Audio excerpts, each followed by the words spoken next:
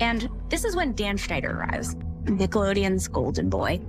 He created these shows that were hugely successful for them. For 20 years, he shaped children's entertainment and culture, but that marked one of the darkest chapters. What are you doing?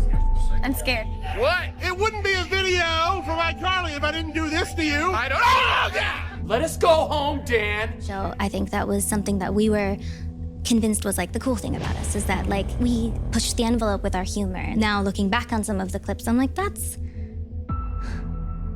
damn, like really? Yeah. I worked with an incredibly emotionally abusive producer. Even talking about it now, my face gets hot thinking of it. And he was just like yelling, and then the other execs were just sitting there. Dan flew off the handle, completely flew off the handle, was yelling at me. I can't even begin to tell you what he was saying. I don't even remember, but he was yelling at the top of his lungs. The things that were happening to me were so gruesome. I mean, they were so unbelievable. And I definitely owe some people a pretty strong apology. Let's get into it.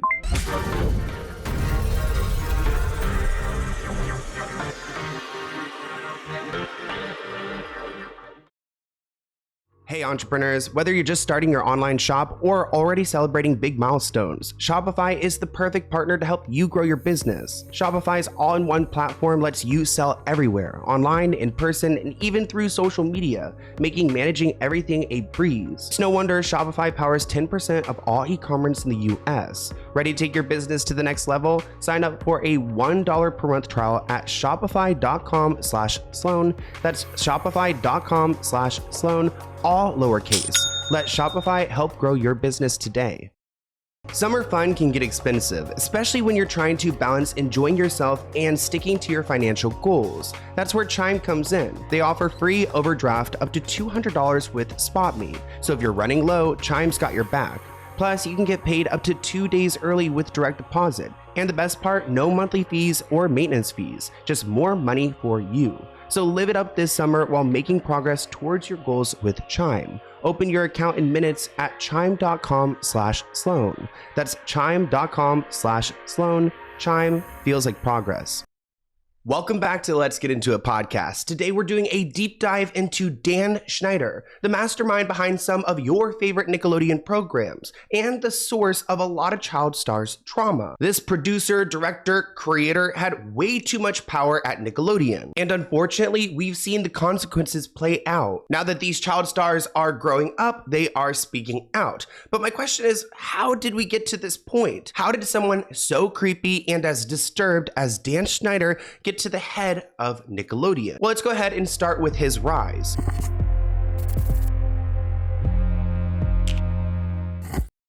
Dan Schneider was born on January 14th, 1966 in Tennessee. He attended White Station High School and was involved in theater. And it seems like people liked Danny Boy. I mean, he must have had some charm to him because he was also school class president. Dan briefly attended Harvard University before returning to Memphis to work at a computer store and take classes at the State University. His career in entertainment actually started because he was spotted by a producer. It kind of sounds like a movie, like how they used to do it back in the day. I feel like when we were growing up, did you ever have those moments where you're like going through the mall and you're trying to like look like a model, or you're trying to be an actor and just be discovered? Because that's what we used to hear about back in the day. Now we realize it's a lot of nepotism, but Dan's story was different. Someone saw him and wanted him to be in their movie, which sounds like a dream. He had a role in the film Better Off Dead back in 1985. This movie role inspired Dan to move in LA and get into entertainment. His first step into the Nickelodeon doors was when he was invited to co-host the 1988 Kids' Choice Awards. That's when Dan got the opportunity to meet this person named Albie, who's really important at Nickelodeon and was a development executive. Dan must have left a good impression because years later, Albie decided to invite Dan to come and work on a project, a sketch comedy show that we all know as All That. This led to Dan getting big into production. I mean, he actually created his own company, Schneider's Bakery, which launched in 2003. Schneider's Bakery is responsible for a lot of the shows that you and I grew up on, like Sam and Cat, Drake and Josh,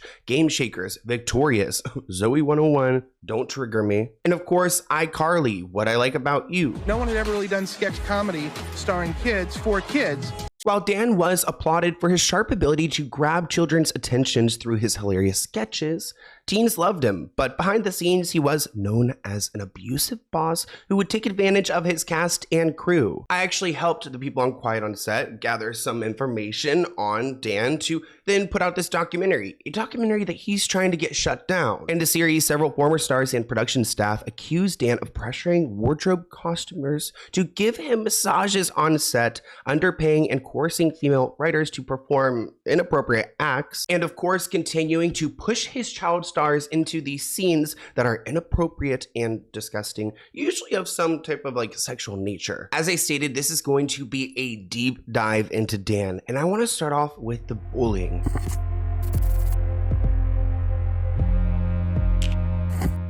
Let's get into this headline. Former All That star Angelique Bates alleges she was spat on and verbally abused on set. She said during rehearsal, one of the cast members I was already having issues with thought it'd be hilarious to throw the milk partially on me despite it not being in the script. So I guess there was a scene where there was milk being spat and thrown onto her, and her co-star did it a little bit too aggressively, which we've seen this with actors before. I mean, we saw recently, who was it? It was Shia LaBeouf's partner, Mia Goth. Oh my gosh, she like stomped on someone's head because she didn't like them. So I get scared like working with these people in these scenes because they'll take it way too seriously, and then if they want to get revenge on you, oh, it could get dangerous. In this moment, she claimed she picked up the milk and threw it in her face, and Dan Schneider became angry and completely lost it on set. He yelled all kind of obscenities, and these are children he's working with. Like, get it together. It's a show. It's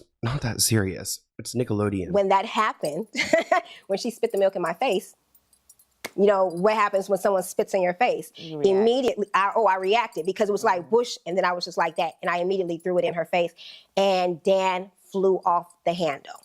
Completely flew out the handle, was yelling at me. Just, I can't even begin to tell you what he was saying. I don't even remember, but he was yelling at the top of his lungs. The mic was still on.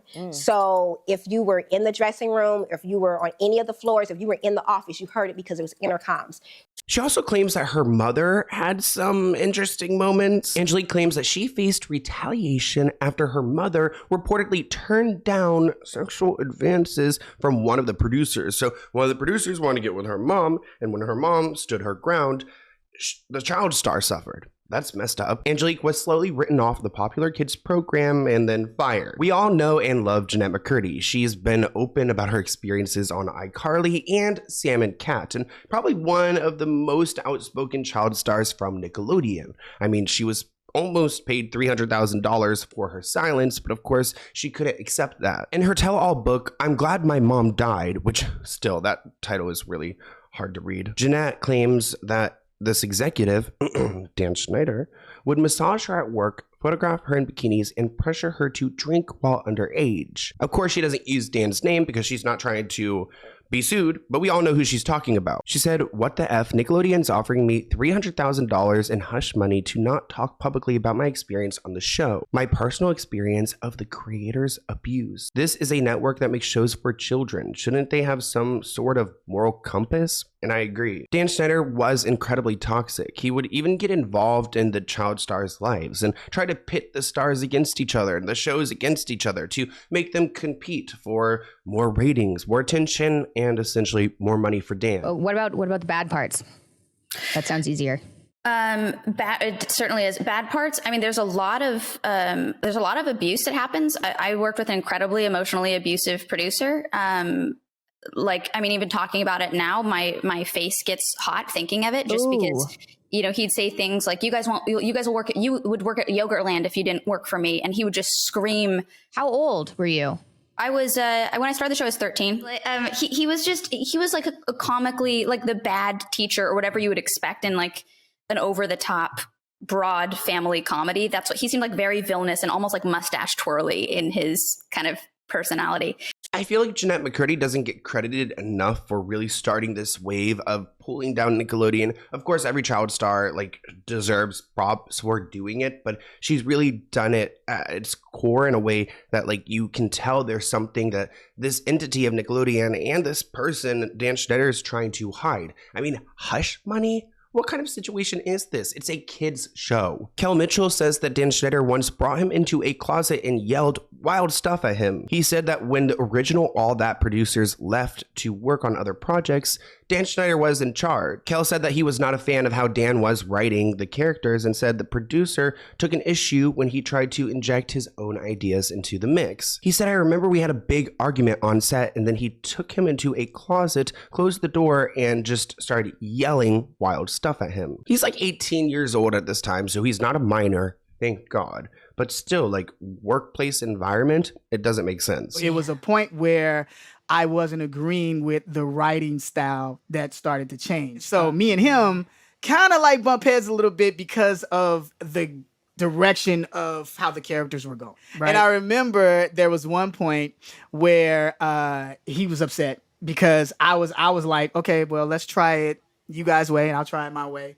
And the characters, and what would happen was the writers that were rooting for me, when we would try it my way, we would get the laughs, and the other way it wasn't working. And so it was a thing of like, okay, Kel, you're stepping in now knowing producer mode, you're stepping into writing mode. But at that time, that wasn't given. Me and Dan had a big like argument where it was like on set, took me to, he was like, let's go over here to this room right here in this closet. He closed the door and he just took off, just yelling all this, How old was you at the time? Wild stuff. Now he's talking about this story with a smile on his face, but I think he's like smiling through the trauma. I mean, after you cross Dan, you kind of get blacklisted as well. So a lot of these stars struggled to make it. Back in the day, Dan used to upload his behind the scenes clips from iCarly onto his Dan Warp YouTube channel. In these clips, you could see how unpredictable Dan is and how uncomfortable the cast look around him.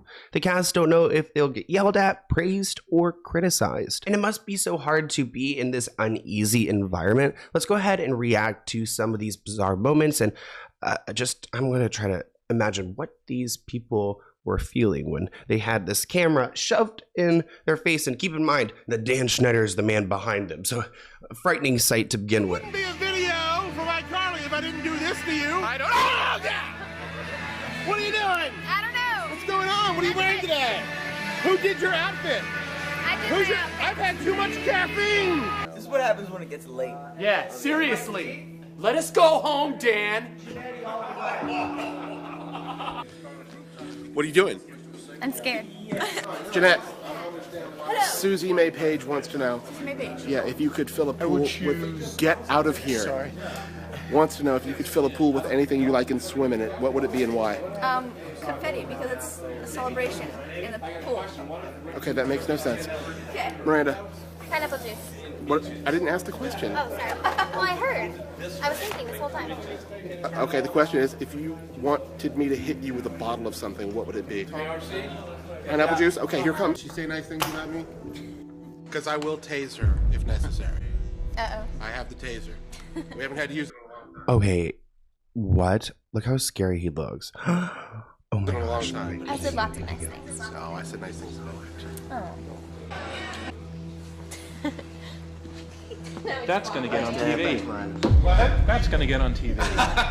That whole little montage made me so uncomfortable. It kind of felt like a trailer to a scary movie. There were also some racist moments on set. One of the star's moms actually voiced her opinion because she wondered why her black son appeared in a scene in which he sold Girl Scout cookies in the style of a crack dealer on the streets. Wow. I mean, this is a kid, and also it's kids entertainment. Quote, Dan had a nice relationship with some of the white kids. My time on Nickelodeon played a big part in how I dealt and still deal with racial issues. Tracy, his mom, alleged that her complaints over the adult content of the show and treatment of her son was why he wasn't asked back for another season. A lot of these stars who got out of the Nickelodeon-verse early on are happy because they avoided some of the embarrassing moments we still talk about today, like these inappropriate scenes that kids should not be acting in.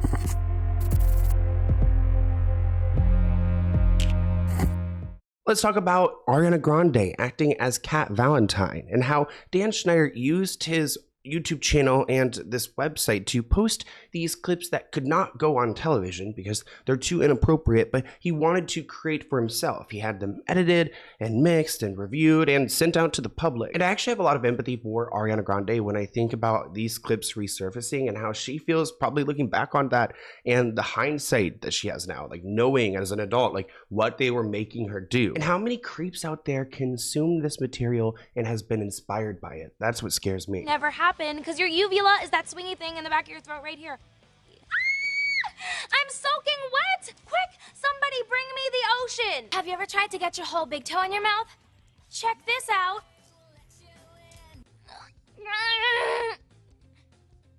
This is so weird too, because it looks like they made her go back on several different occasions to go and reshoot these and go into this bedroom. I mean, I can imagine Dan being like, it's time to go in the bedroom, Ariana. And she's like, oh, not the bedroom again. What are you gonna make me do? I'm thirsty!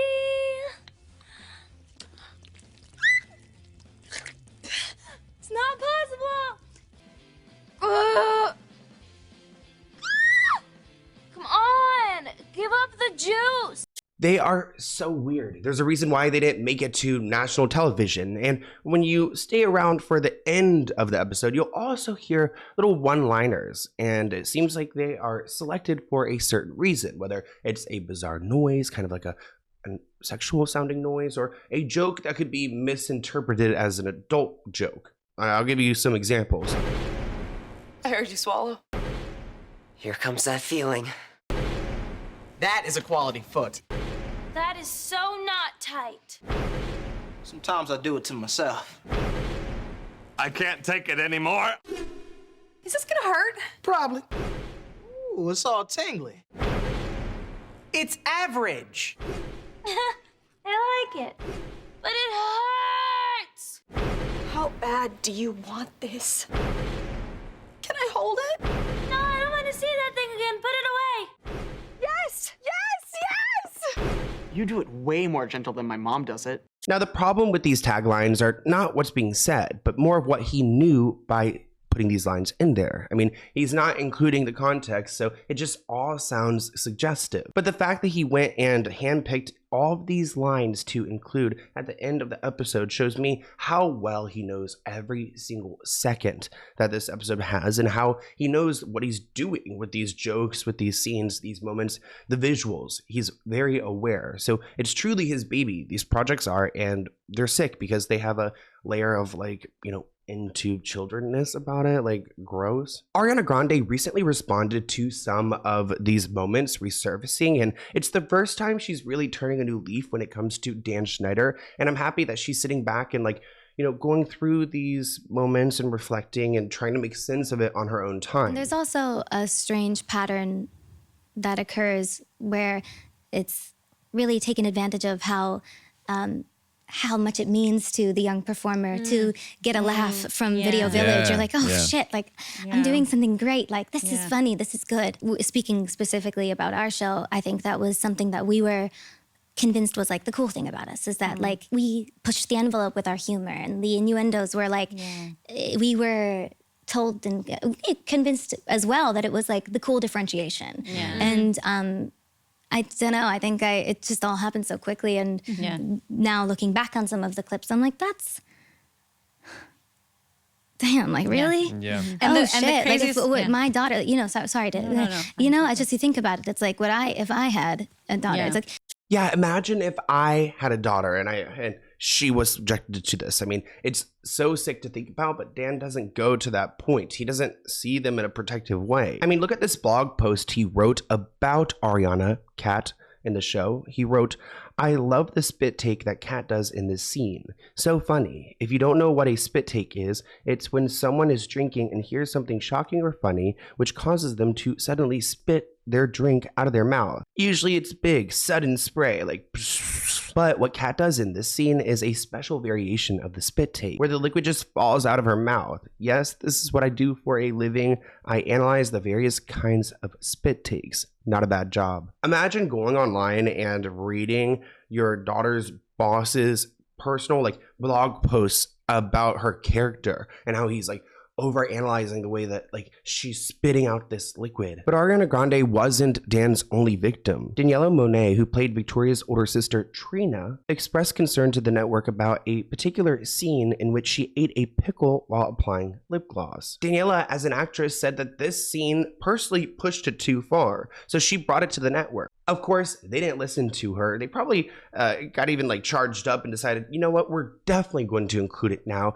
to teach her a lesson. Leon Firesen, an All That cast member, described his discomfort with some of the show's content. He played recurring characters like Little Fetus and Captain Big Nose, which required him to wear tight-fitting costumes, and it made him feel really uncomfortable wearing those leotards. He was just a boy trying to grow into his body, and he felt very exposed. Plus, this boy's like growing into himself and putting on these ridiculous costumes, just making a mockery of himself on TV for his friends to go and see. Like, Captain Big Nose is so gross. He said he felt like the noses or the shoulder pads look like penis and testicles. And he was also required to participate in jokes that like reference a cum shot, which is something a kid should not even be talking about. In Jeanette's book, she looks back on the spectrum of Dan's behavior. She recounts moments where he would massage her at work. Jeanette wrote, "The creator is doing the thing that I've heard from my co-stars he does with every new star of a show that he's making. He takes you under his wing. You're his favorite." Alexa Nicholas was on Zoe 101, and she's a big friend of the channel. She played Nicole on the first 2 seasons of Zoe 101, and she's spoken out about her uncomfortable experiences. She was casted at 12 years old, which I can't even imagine being 12 years old anymore. So imagine going there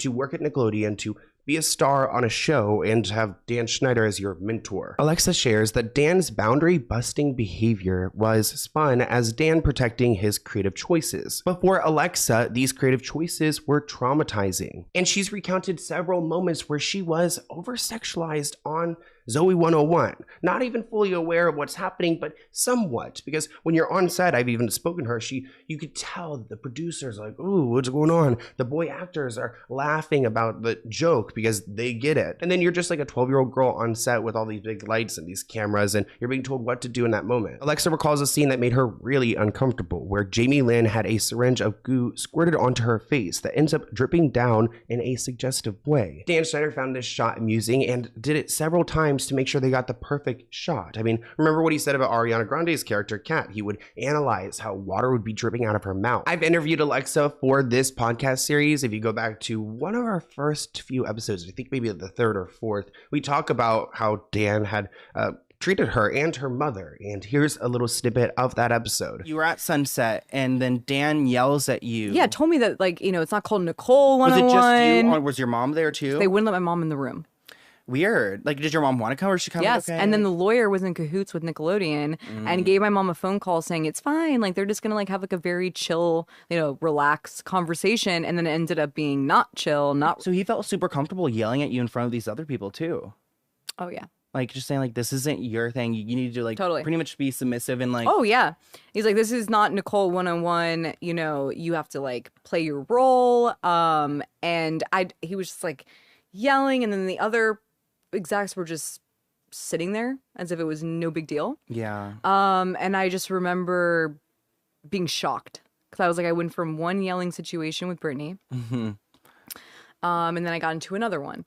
Shout out to Alexa for always being vulnerable with her story, but Lori Beth Dernberg is someone who was also on All That. She joined when she was 17, and she claims that Dan preyed on her. She did join the show at 17, but he got inappropriate at 19. She claims that he called a meeting once, and Lori was shown pre-recorded clips of inappropriate adult content on his computer. He also showed her a video of footage of a woman performing orally on a donkey. That is so sick and disgusting. Why is Dan even looking that up? She also claims that Dan would call her during this period one-on-one and would initiate phone sex with her. There were sleepovers at Dan's house where they would give each other massages, and he would frequently watch adult content on his computer. During one massage, Dan actually touched Lori's boobs and put his mouth on them. She said it was a weird, abusive friendship, and I couldn't have been more vulnerable. She also recalled a time that her and Dan were going to his auto repair shop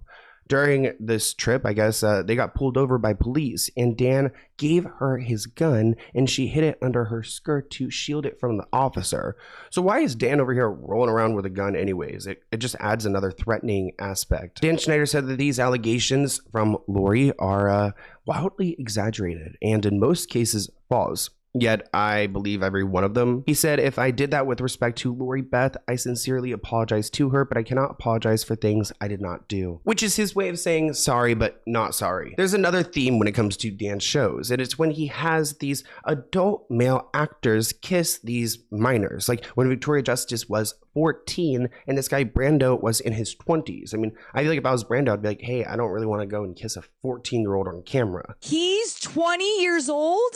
I believe she was 13. No, she was not. Is someone you didn't like? Of course I have. I didn't like you. But who loves me now? Me? Ew! This was the season after you. Girls. Special girl. Ew! Guys, the casting director for Zoe 101 knew the age difference and no one went, yo, you know, crime. Isn't this an A of a minor? Here's some tweets. Don't forget the iCarly episode when Miranda was 18 and she was kissing the bad guy who was in his 20s. Another person brought up the same scene where Miranda was kissing this guy Griffin, I believe, who was her boyfriend. A lot of this information coming out has ruined childhoods because we grew up watching these shows and now we realize that actors weren't enjoying it. Remember the Amanda Show? That was Dan's first real big hit because all that was kind of established with other people, but the Amanda Show was his own. He had a bunch of characters on that show, including Penelope Taint. The taint is typically a part of the body which is between the wiener and the butt. It's skin there. Ew, that's so gross. And she made Amanda play this character. This was a story that was highlighted in the Quiet on Set documentary. Hello, citizens. My name is Penelope Tate. So, Penelope Tate is a character that Dan created. My name is Penelope Tate. Yeah, I know. He came up with the name Penelope Taint. The taint is the part of the body that's between. Ew, I don't want to know. Between the penis and the anus is that skin there, that's the taint.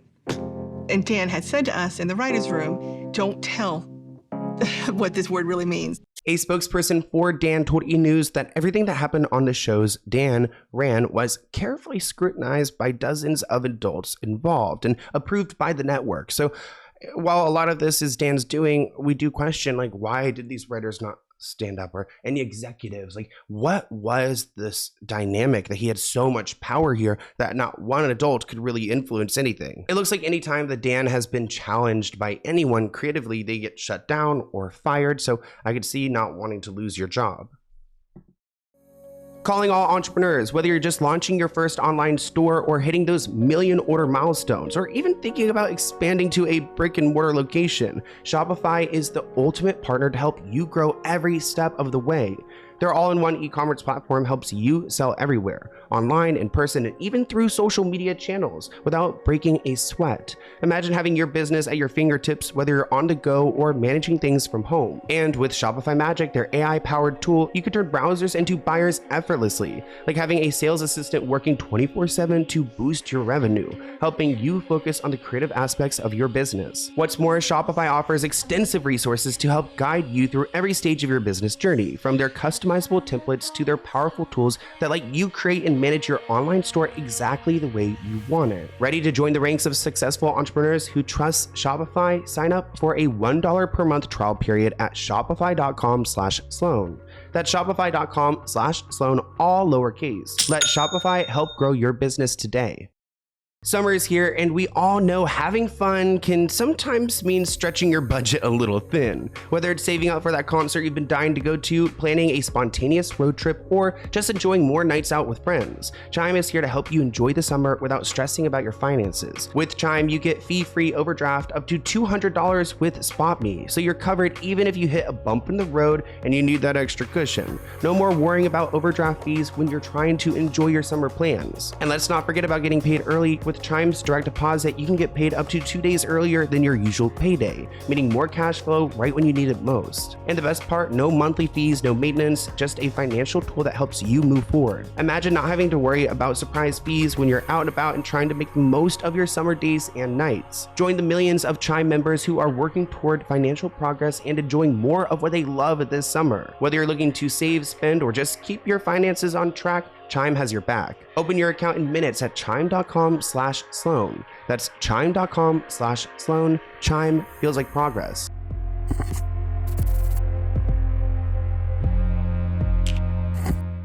Let's talk a little bit about Amanda Bynes, because she went from working at the Laugh Factory to working on set. In 1999, Dan had a fascination with Amanda Bynes. He was so blown away by her natural talent, which I feel like he ultimately ruined now. Amanda just doesn't seem like the same person. The Amanda Show, which aired from 1999 through 2002, is recognized as one of Nickelodeon's most successful sitcoms. It was a spin-off of the popular sketch comedy show All That. Quiet on Set recounts a number of questionable moments that Dan had with Amanda, including footage of them in the hot tub together. At one point, Amanda was reportedly living at Dan's home, so he really assumed a father figure, role in her life. And keep in mind what he did to Lori Beth at his home. So if Amanda was living there and a young girl, what did he subject her to? Hi, welcome to and my special guest is the executive producer of the Amanda Show, Dan Schneider.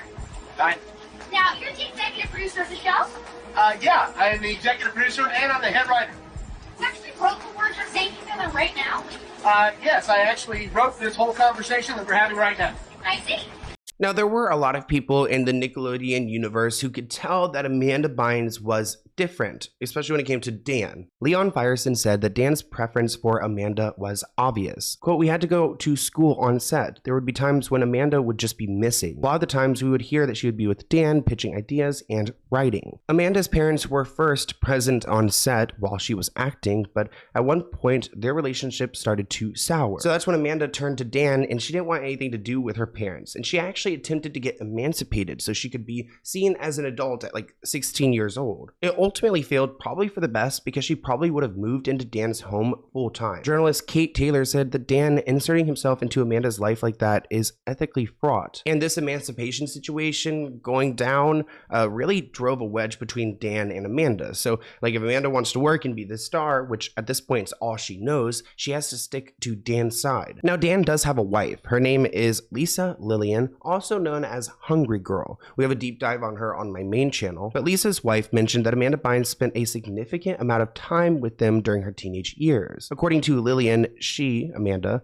was spending a lot of time with us, but she never left her family's house completely. Now, our friend Obscure Nickelodeon on Twitter put out a thread where they wrote, "A former actress in Hollywood who wants to remain anonymous worked on the Amanda Show and said that there's something interesting regarding Amanda Bynes and Drake Bell." Now, this is back in 2019. Keep in mind that we exposed the Drake Bell situation on my channel way before we learned about it on Quiet on Set. But this person revealed to me when working on the set of the Amanda Show that Dan Schneider would regularly hold Amanda from behind, like he was her boyfriend or something, and her parents would just stand there and let her suffer. They also told Obscure Nick that Amanda was Dan's golden child and absolute favorite because her parents did not interfere at all. Amanda would binge eat from all the depression that she was going through, and they would just give her Adderall to counteract it. There's this famous blind item, which is kind of a mess, but we get a message in it. And in the message, you can see there are some capital letters in the middle, and it reads,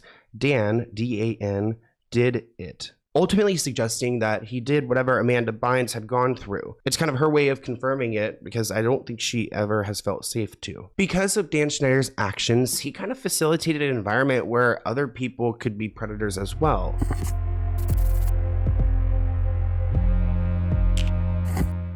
This headline reads that Nickelodeon was infiltrated by predators. Records reveal the channel employed 5 convicted child criminals and 2 other accused of being into kids. So why do we have the creepiest individuals who are into children working on children's shows. Jason Handy was a former production assistant at Nickelodeon. He pled no contest to charges of lewd acts on a child. Now, this guy Jason was responsible for escorting kids from their trailers to on set. So he was the middleman between like them working and them being with their parents or being at school. So he should be someone that you could trust. However, he exploited this position to send inappropriate emails and images to minors. In one notable incident, he sent a nude photo of himself to an 11-year-old girl who appeared on the Amanda Show. In the documentary, the mother of the child, Brandy, recounted this and the abuse her daughter faced. She started to cry and she said, "I got an email from Jason. It was a picture of him naked,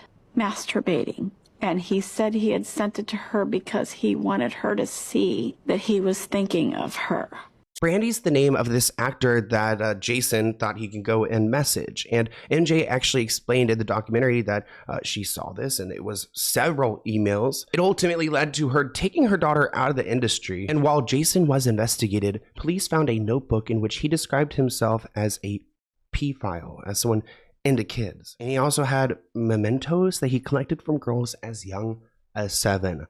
Lock him up. In 2003, police searched Jason's home and found over 1,700 images of children in compromising positions. Some of videos of kids, some of like pictures of them, just like the worst thing you could ever imagine. So just let's not even go there. Let's move on. Brian Peck is one of the most disgusting people to ever be working in children entertainment. He was a dialogue coach, but much more than that. He is a monster who violated Drake Bell over and over again. In 2004, he pled no contest to 2 of these charges and was sentenced to only 16 months in prison. Despite him getting thrown out of Nickelodeon for good reason, he went on to work at the Disney Channel. Drake Bell actually detailed what he had gone through and the extensive abuse he was facing at 15 years old by Brian Peck. And just to make sure everyone knows, Brian Peck is not related to Drake's co-star Josh Peck. It's just an unfortunate naming situation. Drake Bell opened up for the first time at what he had gone through at the hands of Brian Peck. Here's a clip of Drake Bell's father talking about how he saw the red flags when it came to Brian Peck. So I went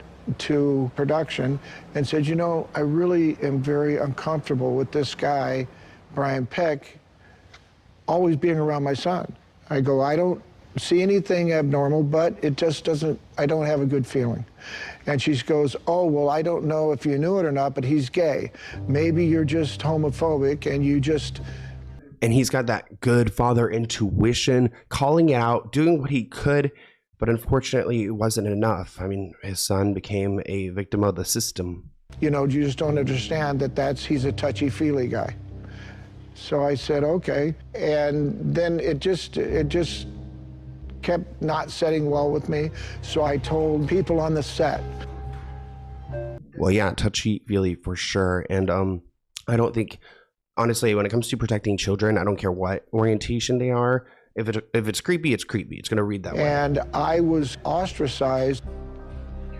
And so I backed off. In 2001, Drake Bell was 15 years old when he woke up to Brian Peck harming him. Despite promising him that it wouldn't happen again, it kept getting worse. Fearful of speaking out because of Brian's power, he just, took it until he was in so much distress that his mother, his girlfriend's mom, everyone could tell that there was something wrong. There was an investigation going into Brian, and it turns out that Drake actually recorded Brian, and that's how he was able to get him convicted. Only for 16 months. Keep in mind that he got a bunch of support in the courtroom. A lot of celebrities wrote him letters of support, and Drake had to face him all on his own. And I'm glad that Drake has spoken out against Brian, because how did this guy work in entertainment for so long? How did he go on to Disney? I mean, he had a sick obsession with a serial killer. So the guy's a weirdo. The things that were happening to me were so, it's a big word, but gruesome. They were so unbelievable. And I had no way out of it. He had letters in his bedside table. He was a pen pal with John Wayne Gacy. You had him sign the painting, right? On the back? It said, "From your good friend, John Wayne Gacy," on the back of this painting. The fact that he's also into John Wayne Gacy, give me a break. This guy murdered at least 33 boys and young men. And it's someone that Brian Peck looked up to. Brian had a stack of letters from John Wayne Gacy that were given in a place of pride in the nightstand next to his bed. So Drake expressed his dismay over the media's reaction to Brian's arrest. He said for these two cases to happen so closely together at the same network, at the same show, and there's no media attention, make it make sense. A year after both Brian and that gross Jason guy were convicted, a Nickelodeon freelance employee named Izelle Channel was arrested for touching a kid in the studio parking lot. Izelle managed to get a job at the kids channel despite having prior convictions as an SO. So I don't understand what's going on with the hiring system over there. Maybe they see this and they just welcome it. Like, oh, if you are a past criminal, come ahead. Like, we've got tons of kids here for you. But it's not just the child stars going through all of this trauma. We've got the employees too. Everyone was suffering at the hands of executives and people like Dan.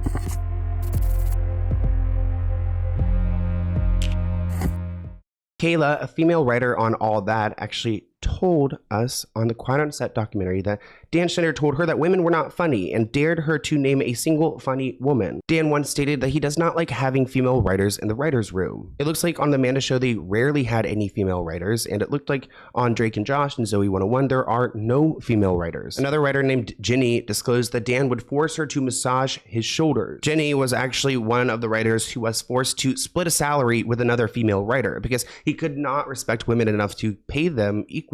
He said they could share a job. It actually turns out that the split salary was violating the Writers Guild, which I understand why.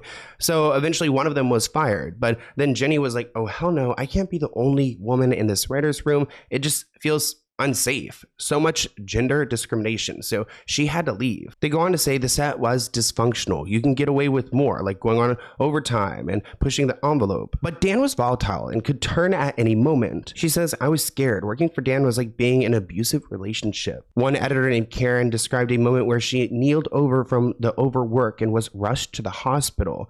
She said she could hear someone say, how's the show going to get finished? They're so worried about the show getting finished that everyone's overworked, tired. It's disturbing. Now, Dan Schneider has tried to respond to all of this, so let's try to unpack that.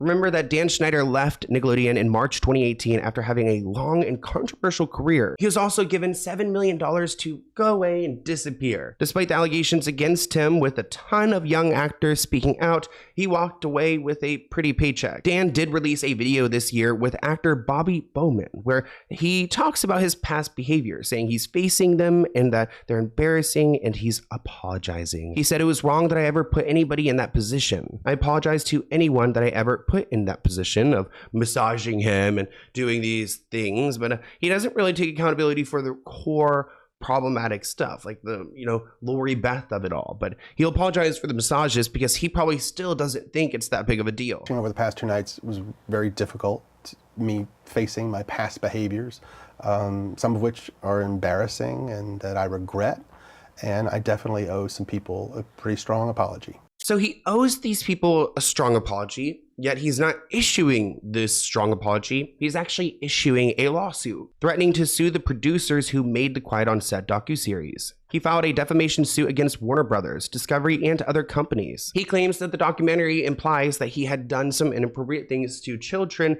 and that that's not proven.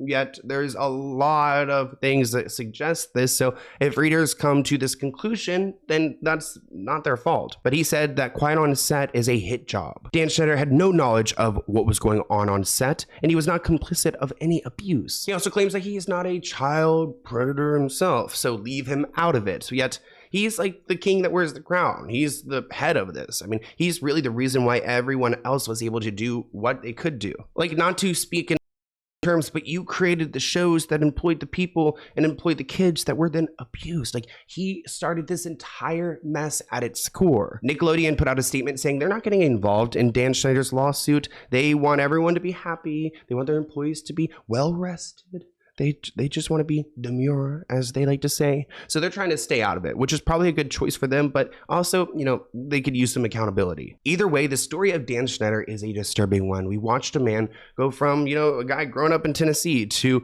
getting into the industry and then figuring out a way to manipulate the industry, exploit people, and ruin lives, multiple lives. And a lot of childhoods are ruined because we grew up watching something we thought was cool and great.